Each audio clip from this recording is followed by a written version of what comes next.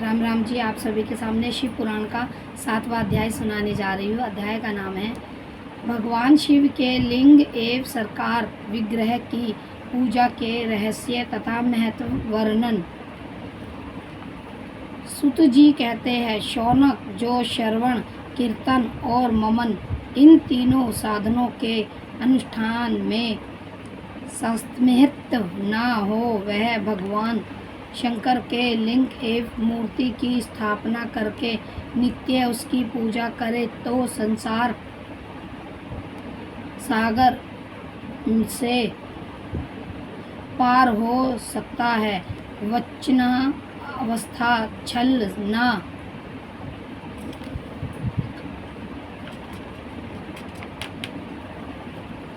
करते हुए अपनी शक्ति के अनुसार धन राशि ले जाए और उसे शिवलिंग पर अवस्था अथवा शिव मूर्ति की सेवा के लिए अर्पित कर दे। साथ ही निरंतर उस लिंग एवं मूर्ति की पूजा भी करे। उसके लिए भक्ति भाव से मंडप,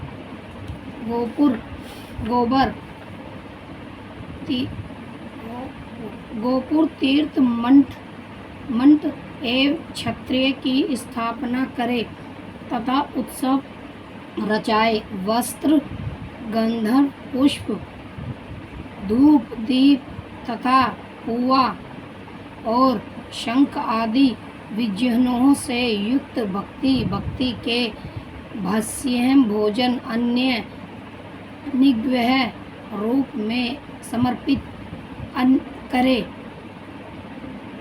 छत्र, सत्रहजा, वज्रहन, चमर तथा अन्य अंगों सहित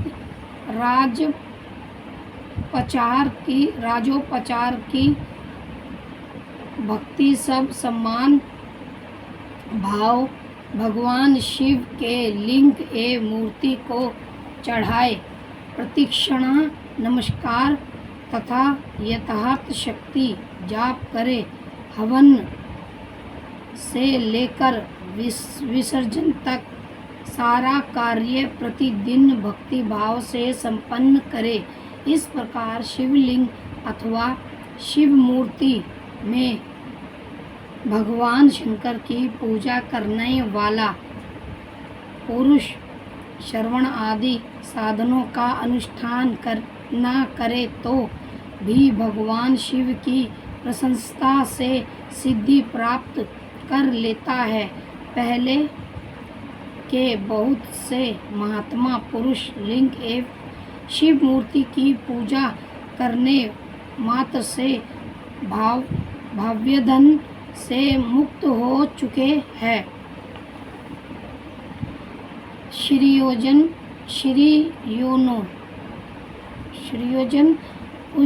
पूछा, मूर्तियों ही सर्वथा देवताओं की पूजा होती है, लिंग में नहीं। परंतु भगवान शिव की पूजा सब जगह मूर्ति में और लिंग में भी क्यों की जाती है। सुत जी ने कहा, मुनीश्वरों, तुम्हारा यह प्रश्न तो बड़ा ही पवित्र और अत्यंत अद्भुत है। इस विषय में महादेव जी ही वक्ता हो सकते हैं। इस दूसरा कोई पुरुष कभी और कहीं भी इसका प्रतिबंध नहीं कर सकता। इस प्रसंग के साधन के लिए भगवान शिव ने जो कुछ कहा है और उसे मैंने गुरुजी के मुख से जिस प्रकार सुना है उसी तरह क्रमशः वर्णन करूँगा। एकमात्र भगवान शिव ही ब्रह्म रूप होने के कारण निष्ठ काल निरंतर कहे गए हैं। रूपवान होने के कारण उन्हें सकल भी कहा गया है। इसीलिए यह सकल और निष्कल दोनों है। शिव के निरंकार होने के कारण ही उनकी पूजा का आधारभूत लिंग भी निरंकार ही प्राप्त हुआ है। अतः शिवलिंग शिव के निरंकार स्वरूप का प्रतीक है। इसी तरह शिव के सफल या साकार होने के कारण उनकी पूजा आधारभूत विग्रह साकार प्राप्त होता है। अर्थात शिव का साकार विग्रह उनके साकार स्वरूप का प्रतीक होता है। सकल और अकल मस्तक अंग आसकल सहित साकार और अंग आकार से सर्वथा रहित निरंकार रूप होने से ही वह ब्रह्मा शब्द से कहे जाने वाले परमात्मा है। यही कारण है कि सब लोग लिंग निरंकार और मूर्ति साकार दोनों में ही सदा भगवान शिव की पूजा करते हैं। शिव ने विभिन्न जो दूसरे देवता है वह साक्षात ब्रह्मा नहीं है। इसीलिए कहीं भी उनके लिए निरंकार लिंग नहीं उपलब्ध होता।